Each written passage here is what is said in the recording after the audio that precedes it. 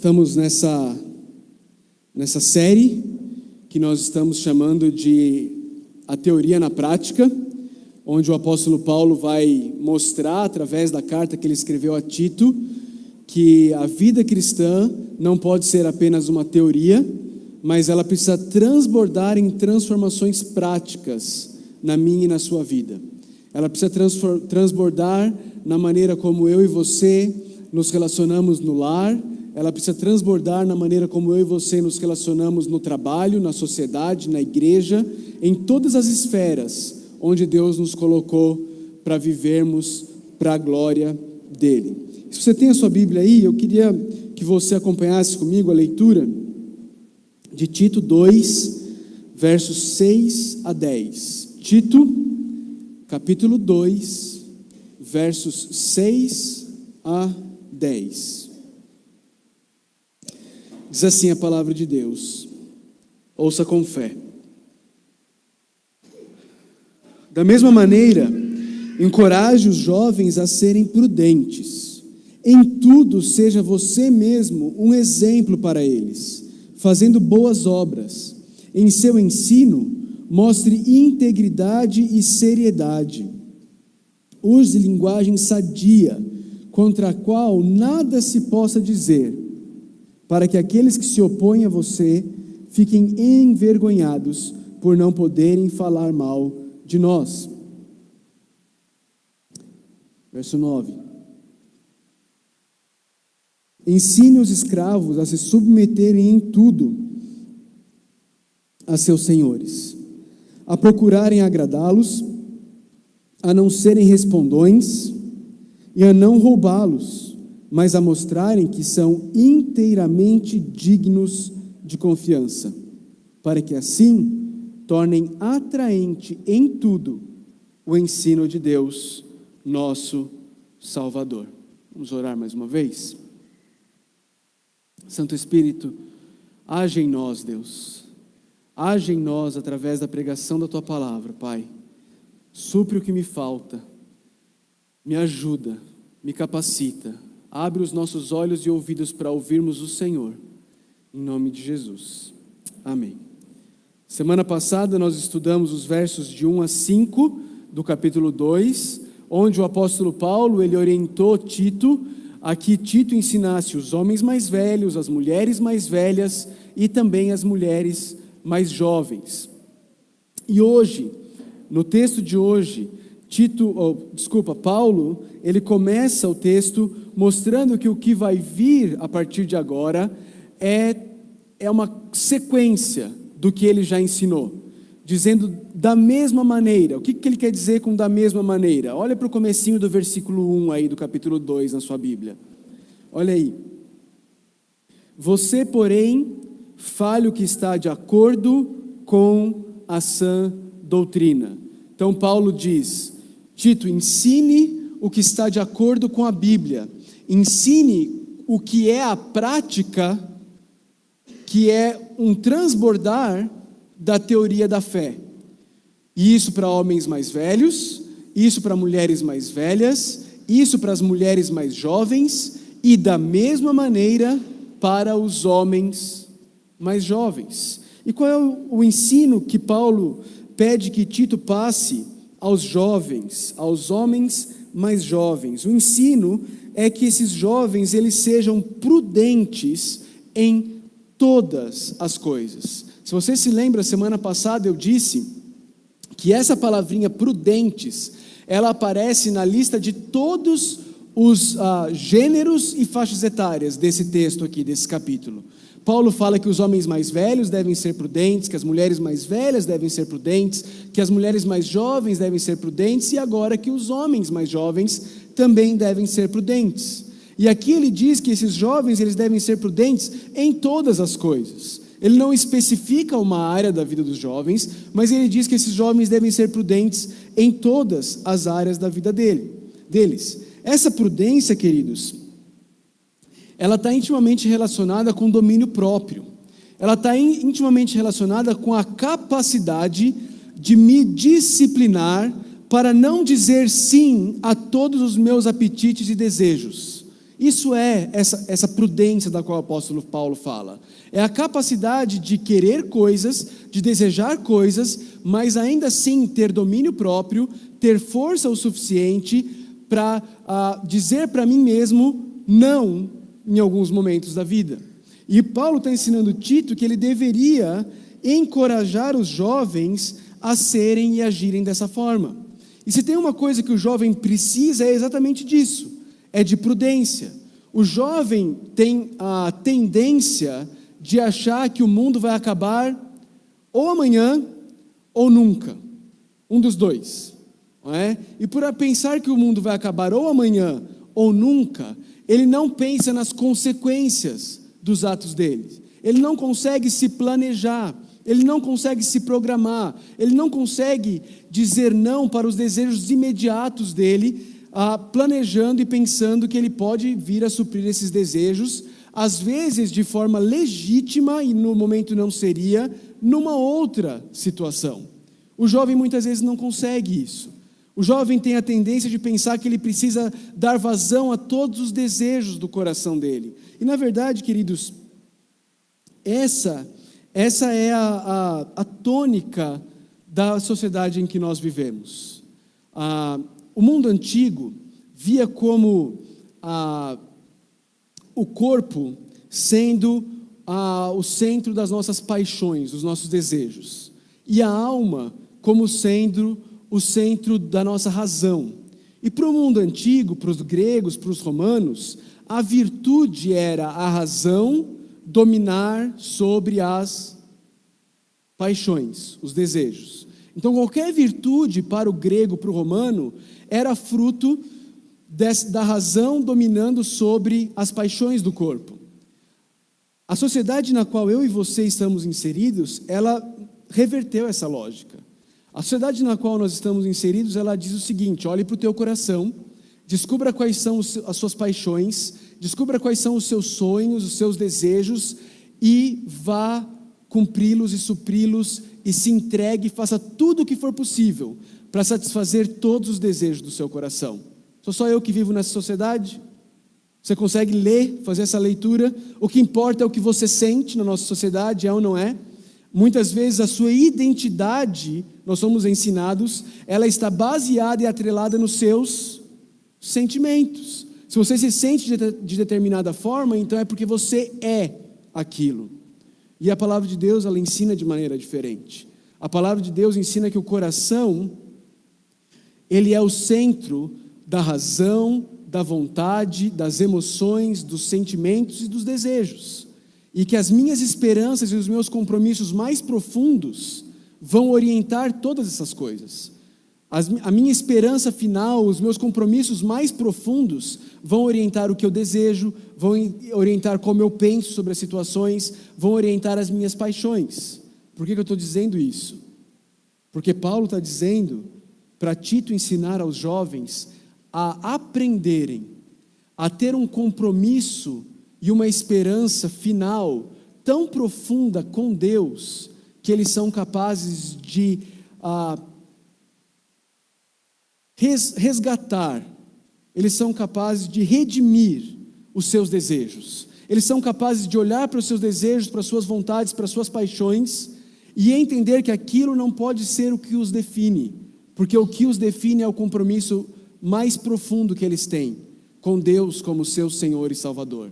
E esse compromisso, essa esperança de uma graça futura, e você que está lendo o livro do In Loco, sabe do que eu estou falando, vai orientar tudo o que você vai viver e as suas decisões que você vai tomar por causa dessa sua esperança final. E por isso você vai ser uma pessoa, como Paulo está ensinando, prudente. É interessante notar como cada vez os homens jovens querem casar mais tarde. E muitas vezes o motivo por que eles querem casar mais tarde é porque eles não querem ter que refrear os seus desejos. E eles sabem que se eles casarem, eles não vão mais poder viver a vida do jeito que eles querem, quando eles querem, da forma como eles querem. Porque a partir dali eles não serão mais um, mas eles serão dois vivendo numa unidade. E por isso eles fazem com que o casamento se torne algo cada vez mais distante. porque eles não querem dominar os seus desejos. Paulo está ensinando a Tito e falando: Tito, quando você for orientar os jovens, ensine-os a serem prudentes. Mas talvez você leia esse versículo 6 e você esteja pensando assim: mas é só isso, pastor? Paulo falou um monte para as mulheres mais jovens, agora ele vai dizer só isso para os homens, né? Queridos e queridas, a gente vai caminhando de acordo com o que vai aparecendo aqui para a gente no texto bíblico. E aqui, Paulo fala isso para os jovens, mas ele não fala só isso. Ele agora olha para Tito, e ele vai mostrar para Tito como é responsabilidade dele ser padrão para esses jovens, como é responsabilidade dele ser modelo ser um modelo em quem esses jovens homens podem se espelhar, podem olhar e falar assim: olha, eu gostaria de ser um homem como ele. Olha o que ele vai dizer para Tito. Olha, se você deve, encorajar os jovens a serem prudentes, ele vai dizer para Tito: olha, em tudo, seja você mesmo um exemplo para eles. Em tudo, seja você mesmo um modelo de prudência, de domínio próprio, um modelo de como essas esperanças e compromissos mais profundos molda a maneira como você lida com os seus desejos, molda a maneira como você lida com as suas paixões, com os seus sentimentos, com as suas emoções. Seja você um exemplo. Essa palavra exemplo é uma palavra interessante, mas ela é difícil para os jovens entenderem, porque você jovem provavelmente nunca viu e nunca usou uma máquina de escrever. Não, eu não estou falando do seu celular, né, nem do seu computador. Estou falando de uma máquina de escrever, máquina de datilografia. Né? O que era uma máquina de datilografia? Ela tinha tipos. Você se lembra? Você apertava a letra F, o tipo da letra F vinha e ele marcava o papel com a letra F. Estou velho, né? Ele marcava o papel com a letra F. Se você apertasse, segurasse um botão, mudava a cor de preto para vermelho. Lembra disso? Outro botão, letra maiúscula. Não é? Mas você tinha que segurar o botão, não era apertar, né? Tinha uma que você travava, né? Mas enfim, essa palavrinha exemplo aqui é a palavrinha grega de onde nós tiramos essa palavrinha tipo, que é essa letrinha marcando o papel. Paulo está falando para Tito e para todos os homens líderes ou não, homens maduros dentro de uma igreja, de que eles devem ser esse tipo na vida dos jovens da igreja, marcando a vida deles de forma a moldá-los ao caráter de Jesus. Ele está dizendo: em tudo seja você mesmo um exemplo, um tipo para eles. Como isso vai acontecer? Como é que os líderes e homens maduros da igreja vão ser exemplo para os jovens?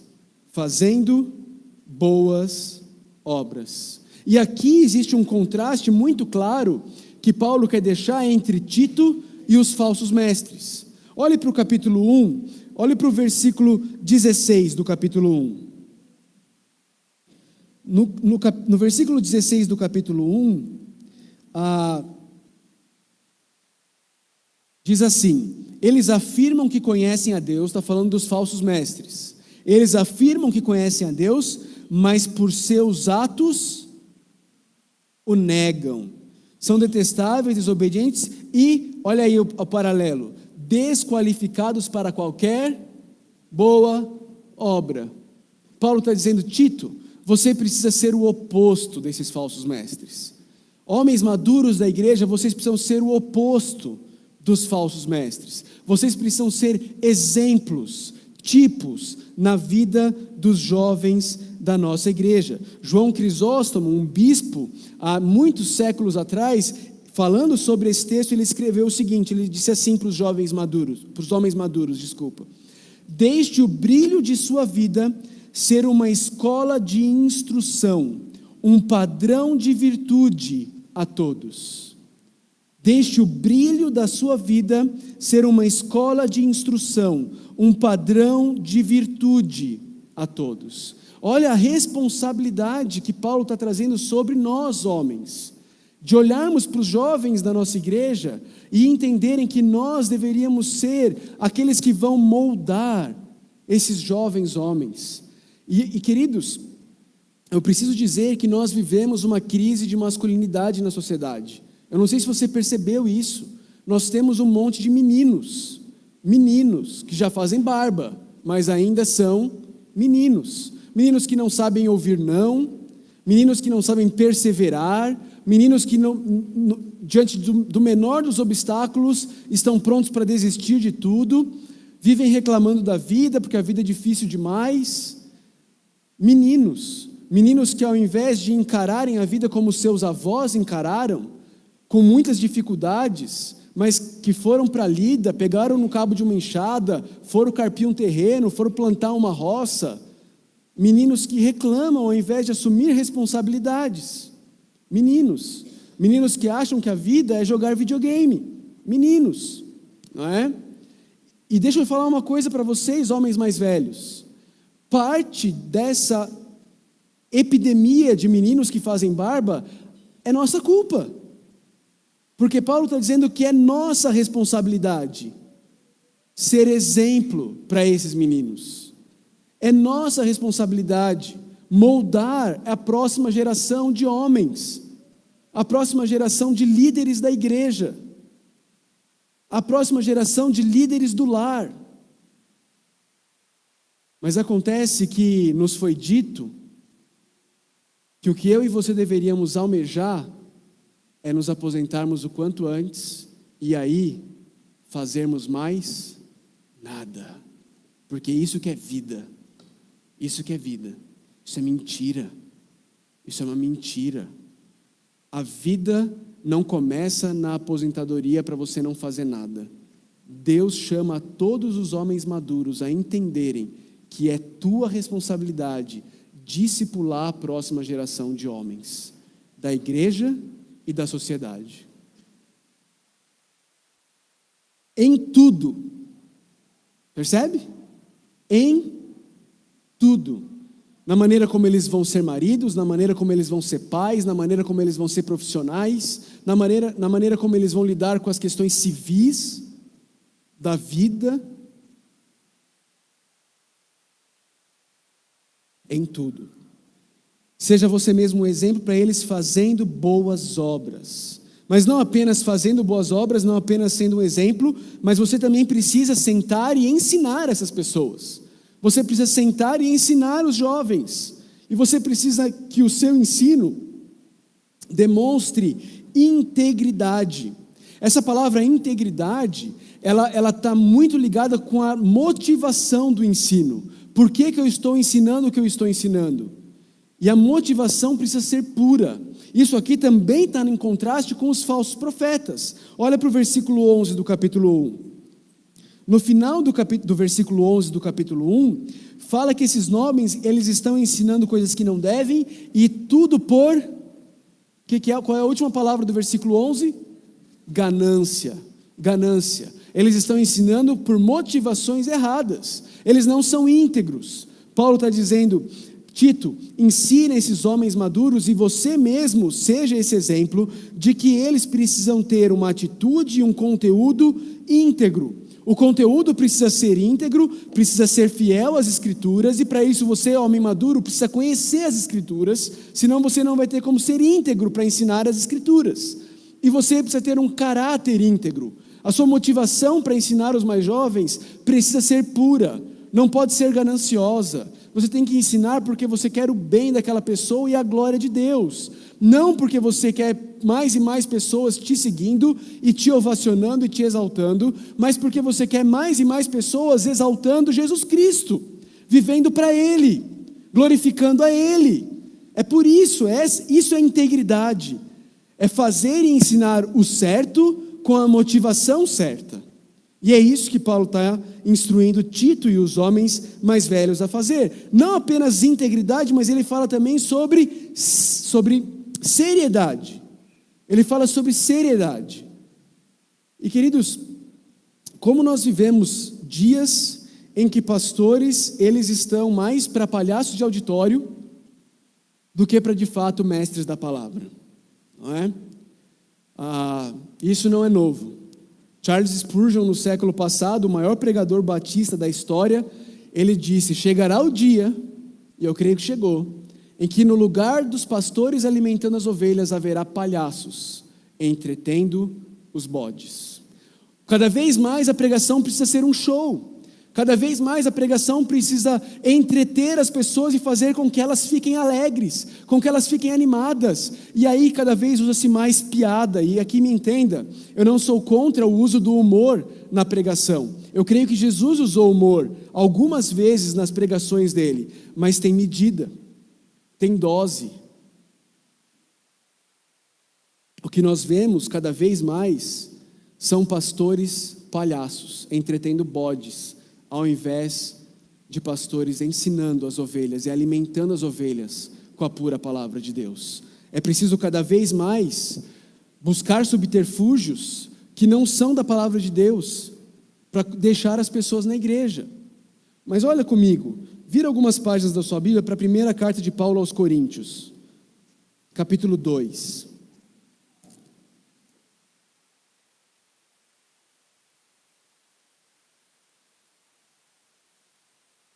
Volta aí algumas páginas para trás, vai ter os evangelhos, aí depois de João, Atos, Romanos e a primeira carta aos Coríntios.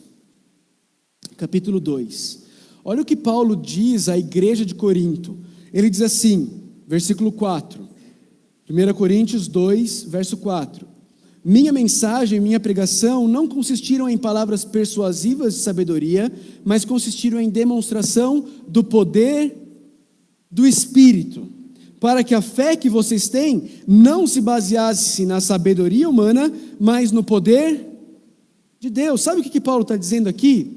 Paulo está dizendo aqui que aquilo com o que você ganhar as pessoas é para o que você ganhou as pessoas. Você vai entender isso?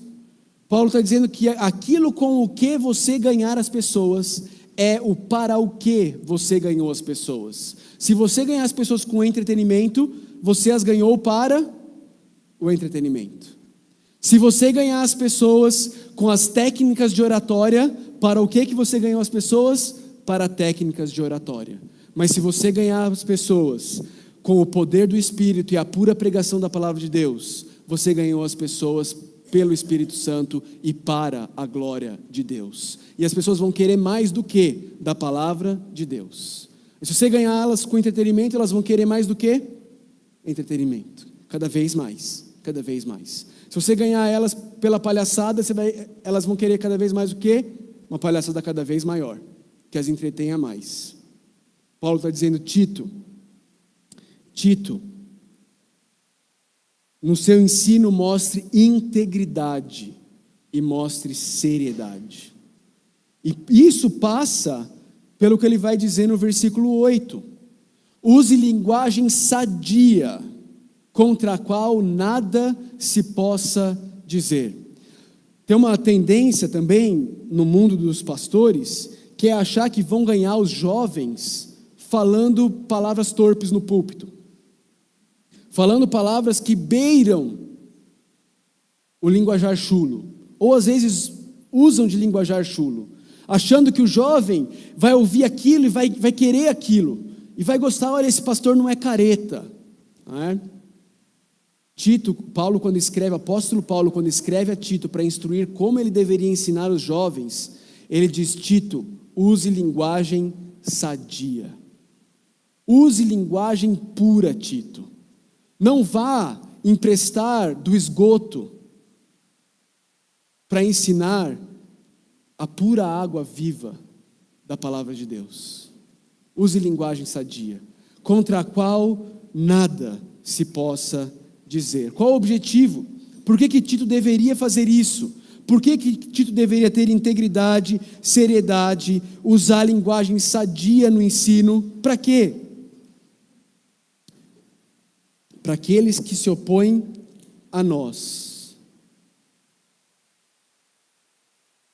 fiquem envergonhados,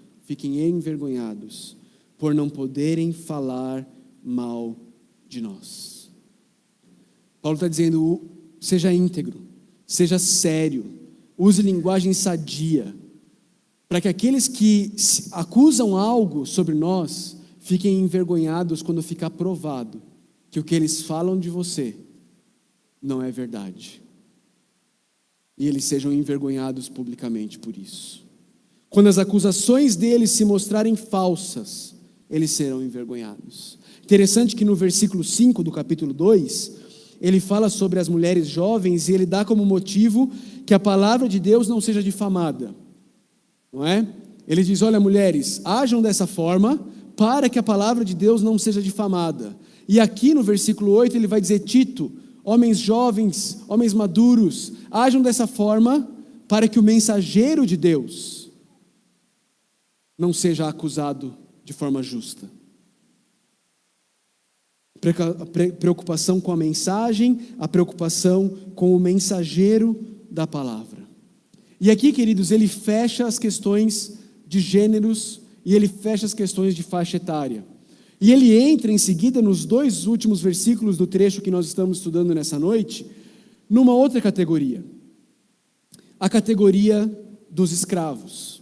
E quando a gente vai falar sobre isso, é necessário, é importante que a gente esclareça algumas coisas.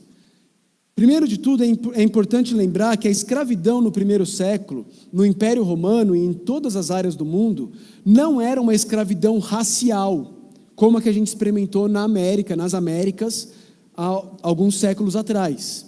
A escravidão que existia naquela época também não era uma escravidão que enxergava o escravo como menos do que um humano, que foi o caso aqui do Brasil, que via os escravos como bichos. Não era isso que acontecia. As pessoas, naquela época, elas poderiam voluntariamente se tornar escravas. Por quê? Porque às vezes elas não tinham condições de se autossustentar. E elas preferiam se tornar escravas de alguém, trabalhar para aquele alguém, a fim de que aquele alguém assumisse todas as responsabilidades pela vida dela. E de fato, os estudiosos e historiadores dizem que muitos dos escravos da época tinham uma vida melhor do que muitos trabalhadores livres, ok? Então é importante entender isso.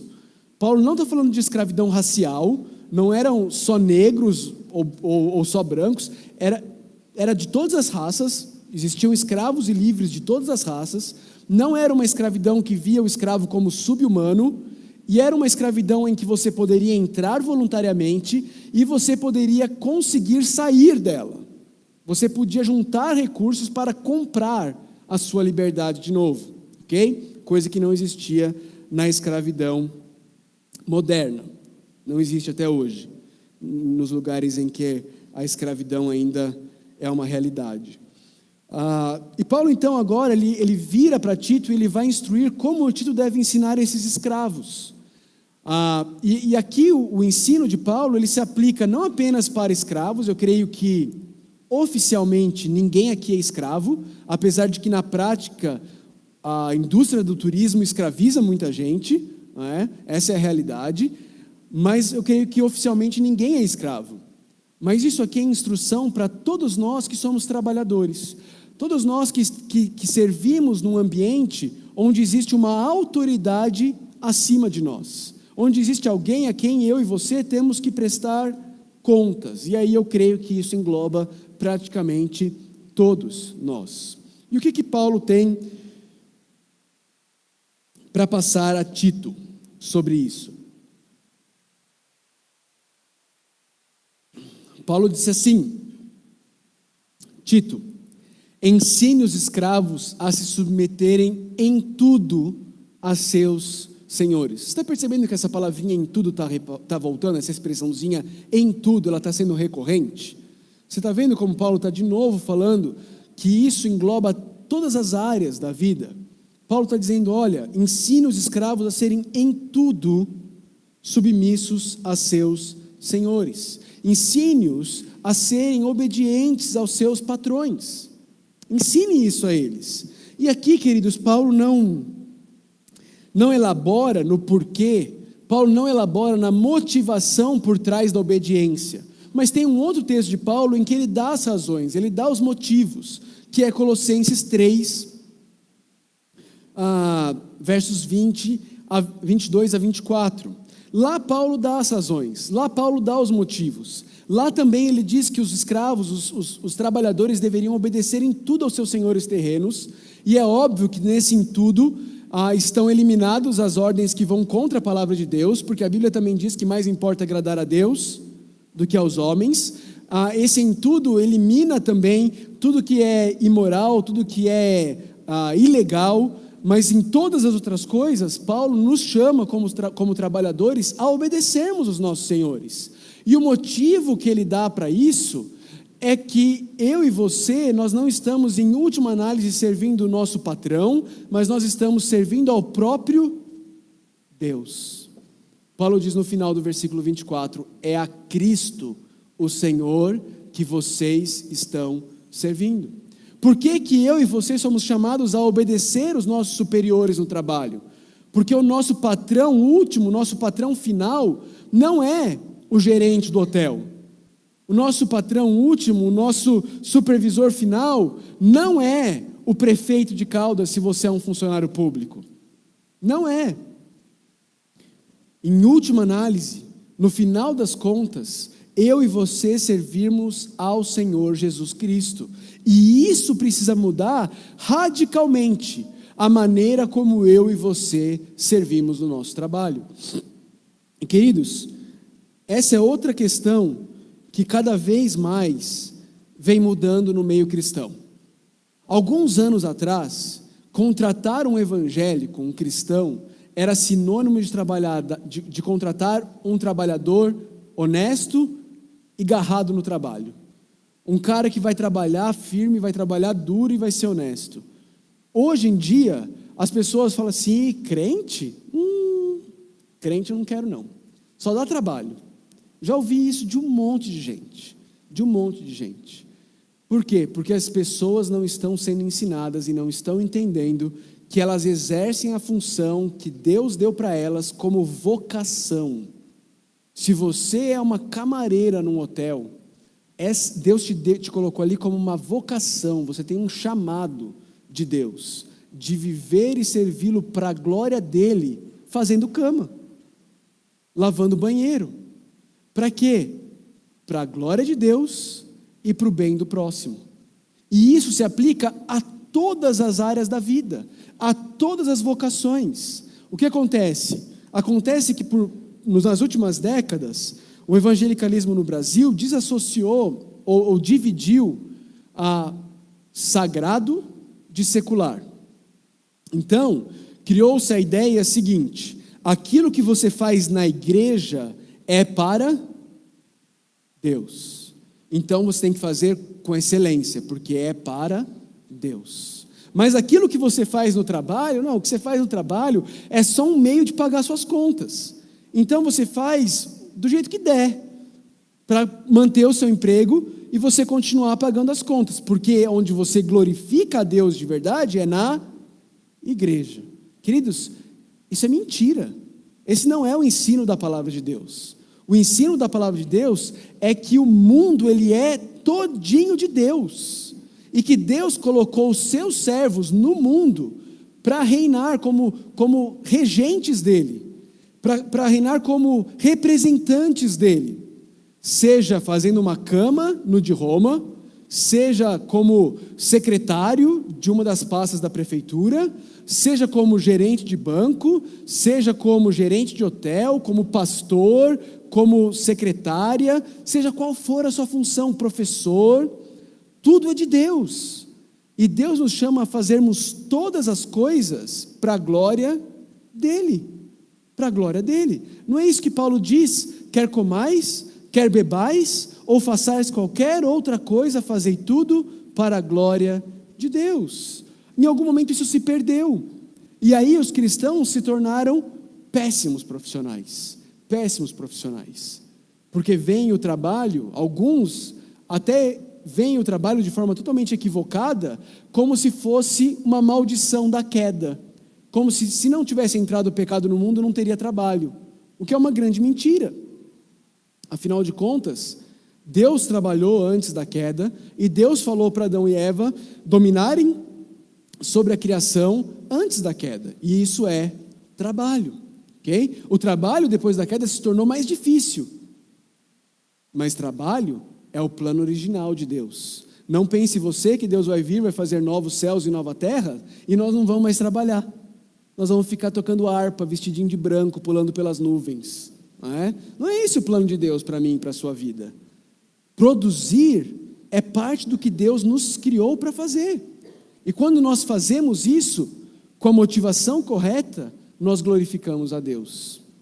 Então, Paulo está dizendo, escravos, se submetam a tudo a seus senhores, e lá em Colossenses ele está dizendo que a gente deve fazer isso, porque nós estamos servindo a Cristo, e não ao dono do escravo, o patrão, o dono da loja, o dono da empresa. Não, é a Cristo. Como que a gente vai fazer isso?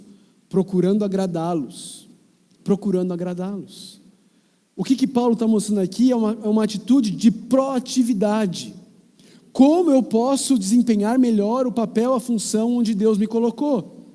Como eu posso pensar em maneiras de fazer com que o lucro da empresa, o ganho da empresa seja maior?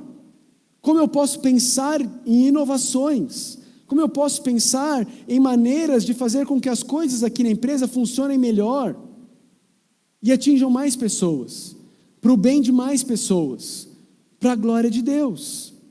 Procurem agradá-los. Lá em Colossenses, Paulo vai falar que é para procurar agradá-los não só quando eles estão olhando, porque quando o patrão está olhando é fácil, não é?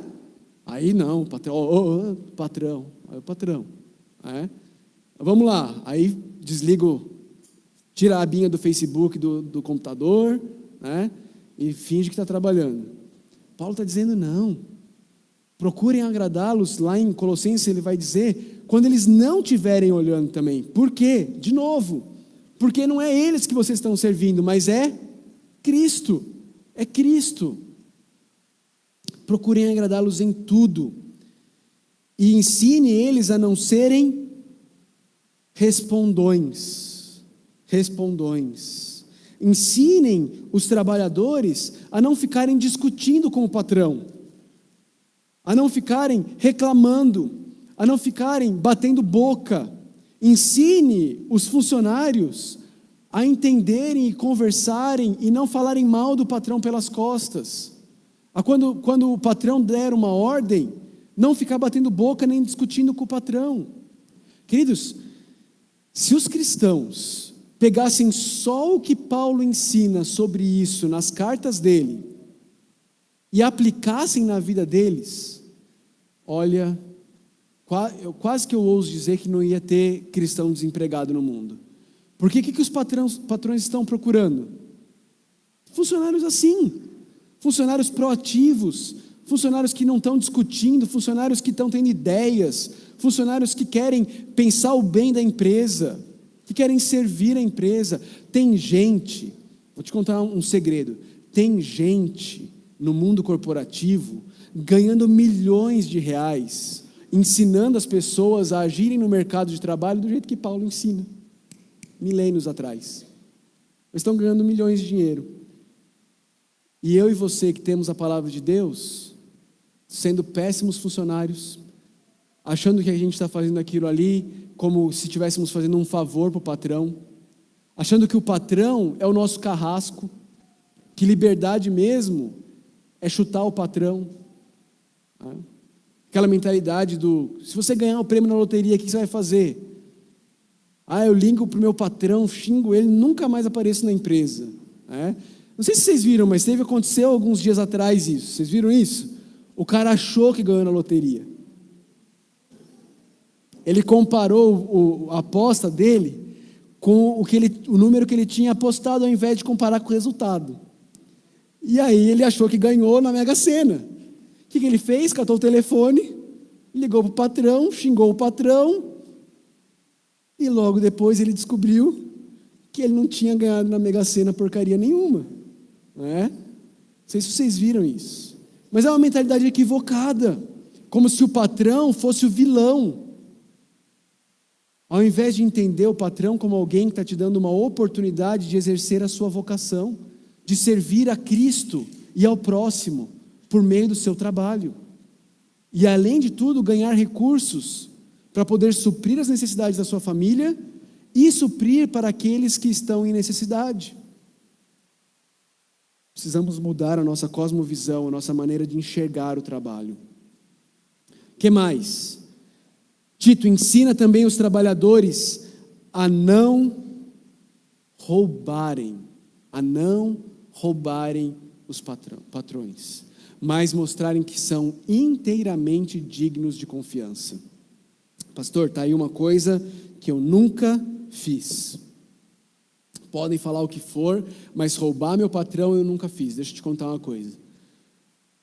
Toda vez que você está fazendo alguma outra coisa, pessoal sua, no horário do seu trabalho, ao invés de fazer o que você deveria estar fazendo, você está roubando o seu patrão.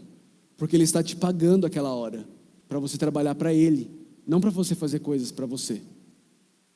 Toda vez que você faz coisas para você, no horário de expediente, sem autorização do patrão, você está roubando o patrão. Toda vez que você usa algo da empresa para benefício próprio, sem autorização da empresa, você está roubando o patrão. Isso vai de um clips que você pega sem autorização, de um xerox que você tira sem autorização, até alguém que pega o carro com a gasolina da empresa para fazer trabalhos pessoais. E a gente olha para os nossos políticos e fala que eles são tudo um bando de ladrões. A gente consegue ver o cisco no olho do político, mas a trave no nosso é tão difícil da gente enxergar. Tão difícil da gente enxergar.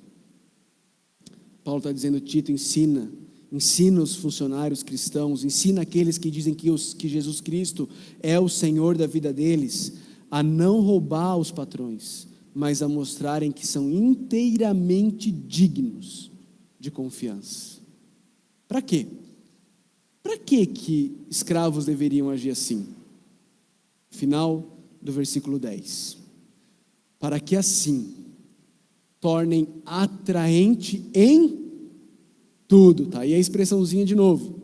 Tornem atraente em tudo o ensino de Deus, nosso Salvador. Você consegue parar e pensar que bonito é isso aqui que Paulo está dizendo? Paulo está dizendo que escravos, a casta mais baixa da sociedade romana, grega romana da época, aqueles que estavam ali na base da pirâmide, Deus deu a eles, Deus deu aos escravos, aos funcionários, o privilégio de, pela maneira como eles desempenham a função deles, tornar mais atraente o ensino de Deus, nosso Salvador. Olha como o Evangelho é lindo, olha como o Evangelho ele reverte as coisas, como ele muda, como ele é paradoxal. Ele está dizendo, olha, quem vai transformar, quem vai adornar, quem vai enfeitar, quem vai tornar mais bonito, mais atraente o ensino de Deus, o nosso Salvador, são os escravos, pela maneira como eles vão exercer a vocação deles. Paulo está dizendo para mim e para você, que quem vai tornar atraente o ensino de Deus, o nosso Salvador em Caldas Novas, não é só o pastor pela maneira como ele expõe as Escrituras, é você, pela maneira como você trabalha no seu dia a dia, no seu local de trabalho. Porque se depender do pastor, sem os trabalhadores do dia a dia, as pessoas vão difamar a palavra de Deus. As pessoas vão nos chamar de hipócritas. O que o teu pastor prega é lindo, mas você não vive isso aqui no seu dia a dia. Sabe quem vai te ouvir? Sabe quem vai se interessar pelo que você tem a falar sobre Deus? Ninguém. Ninguém vai se interessar, a menos que a sua vida seja um testemunho de quão belo é o seu Salvador, a ponto de que você esteja disposto a servir o seu senhor terreno com submissão, sem falar de volta, sem ser respondão, sem roubar e com integridade. Porque você está tão satisfeito no teu Salvador que você não precisa fazer do trabalho o local em que você vai se impor, conquistar a sua identidade e mostrar que você merece valor. Porque o teu valor não está no trabalho, o teu valor está na cruz do Senhor Jesus Cristo, que morreu nela para pagar o preço do teu pecado. É só assim que o ensino do nosso Deus vai ser feito atraente por toda a Caldas Novas. Toda a Caldas Novas. Algumas aplicações e implicações desse texto.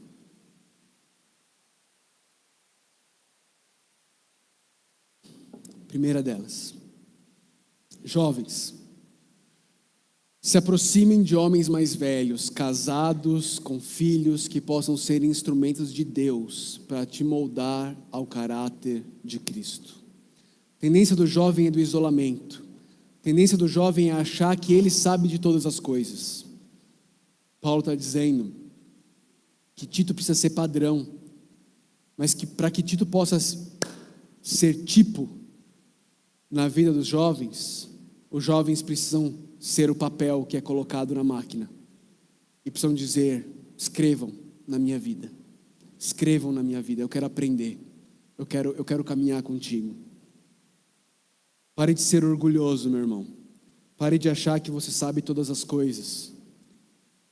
Pare de achar que você é o dono da verdade e que a sua geração é a geração que vai mudar a história.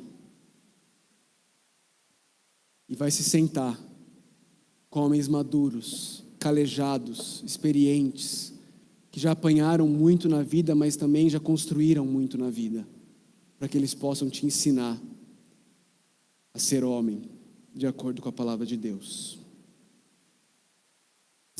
E a esses homens, pais de família, por favor, pela saúde da nossa igreja, pela saúde de Caldas Novas, olhem para os jovens solteiros, recém-casados, recém-pais, e os inclua em sua agenda.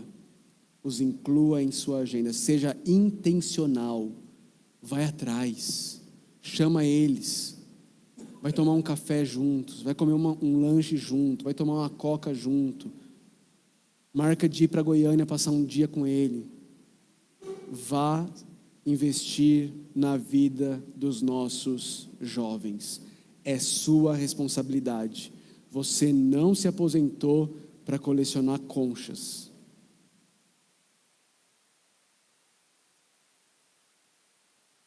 Terceira, igreja.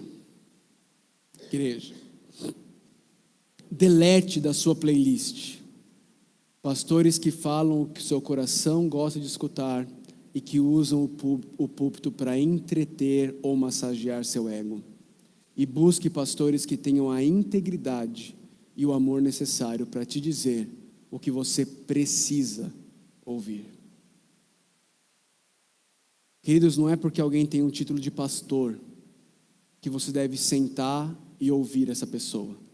Se o que ela fala é para te entreter, para massagear seu ego, corre, foge. É palhaço tentando entreter bode. Se você é ovelha, fuja disso. Tem muito, cheio de seguidores. Se você precisa de dicas, de bons pastores para ouvir durante a sua semana, nos procure, tem um monte. Pela graça de Deus, Deus tem levantado um monte de ótimos, excelentes pregadores no nosso país, que podem nutrir a gente com o verdadeiro ensino da palavra de Deus. Quarto, o ensino de Deus, meu irmão, minha irmã, não vai se tornar mais atraente para os seus amigos, colegas e familiares, através de fotos do culto no seu Instagram, mas sim através da sua forma de viver um culto constante no seu lar e ambiente de trabalho. Pastor, então não é mais para postar foto do culto no Instagram? Não é isso que eu estou dizendo. Não é isso que eu estou dizendo. Deus pode usar a foto que você posta no Instagram para despertar alguém para a verdade da palavra de Deus. Deus pode usar para mostrar para alguém que existe uma igreja tentando pregar o evangelho verdadeiro perto da casa deles. Mas não é assim que você vai adornar o ensino de Deus, o nosso Salvador. Paulo diz que você vai adornar o ensino de Deus, não postando fotos do culto, mas vivendo em culto, vivendo em adoração, no seu lar e no seu ambiente de trabalho. Pastor, então isso significa que eu vou fazer o quê? Chegando no trabalho amanhã eu vou ligar na rádio gospel? Não, não é isso. Não é isso. Viver em adoração no lar e no ambiente de trabalho não é ficar ouvindo música evangélica e nem é colocar jargões do evangelicalês no seu dia a dia. Não é? Falar amém para tudo você dá um glória a Deus, tudo, não é isso. Não é isso. Viver em ambiente de adoração no seu lar e no seu ambiente de trabalho é entender que Deus te colocou ali para fazer a vontade dEle, para ser uma jovem mãe como Ele quer que você seja, para ser uma mulher mais velha no seu lar, no seu trabalho, como Ele quer que você seja, para ser uma esposa de acordo com a vontade de Deus, para ser um marido que não é um machista chauvinista, mas é um homem de verdade que assume as responsabilidades do lar nas suas costas e se sacrifica pela sua esposa e pelos seus filhos, como Cristo fez pela igreja. É ser um trabalhador que reconhece que você está ali não para agradar o seu patrão, mas para agradar a Jesus Cristo. E que para agradar a Jesus Cristo, você precisa ser alguém que se submete alegremente, proativamente, integramente ao seu patrão. É assim, meu irmão, minha irmã, que eu e você vamos adornar o ensino do nosso Deus, o nosso Salvador. É assim que as pessoas vão virar para a gente e falar assim: o que aconteceu com você? Quem fez isso na sua vida? É assim. É assim que as pessoas vão ver e vão querer o Evangelho de Jesus Cristo que te transformou na vida delas. Última aplicação. Jesus Cristo viveu, meu irmão, minha irmã, uma vida perfeita, a qual nós não conseguimos viver. Morreu uma morte injusta, a qual nós, eu e você, merecíamos morrer. E ressuscitou eternamente, não apenas para te garantir uma vida eterna, sem sofrimento, mas para te fazer um representante dele, onde ele te colocou. Ele te colocou numa escola pública, você está ali para representar Jesus. Ele te colocou numa escola privada, você está ali para representar Jesus. Ele te colocou num resort aqui em Caldas, trabalhando como camareira, garçom, auxiliar de serviços gerais, você está ali para representar Jesus. Ele te colocou na tua casa, criando seus filhos, você está ali para representar Jesus. Ele te colocou para ser dono de uma empresa, você está ali para representar Jesus. Ele te colocou para ser um policial em Caldas Novas, você está ali para representar Jesus. Onde quer que você esteja, você é um estudante no Nivo das Neves, no Educador, no Futura, no Santa Clara, Colégio Caldas, lá em Morrinhos, você está ali para representar Jesus. Isso é um peso, mas ao mesmo tempo, um tremendo privilégio. Enquanto eu e você não entendermos isso, nós vamos continuar achando que a gente vive a vida cristã na igreja, e lá fora a gente faz o que a gente quiser fazer. E o mundo vai continuar chamando os crentes de hipócritas. E a palavra de Deus vai continuar sendo difamada. Porque eu e você não entendemos que o Senhor Jesus Cristo nos salvou através da morte e ressurreição dele, vida, morte e ressurreição, para que eu e você vivamos todas as áreas das nossas vidas como arautos, representantes, embaixadores de Jesus Cristo, fazendo o nosso melhor para o bem das pessoas para a glória de Deus. Que Deus nos ajude. Semana que vem nós vamos ver como isso é possível. Vamos orar. Senhor Deus,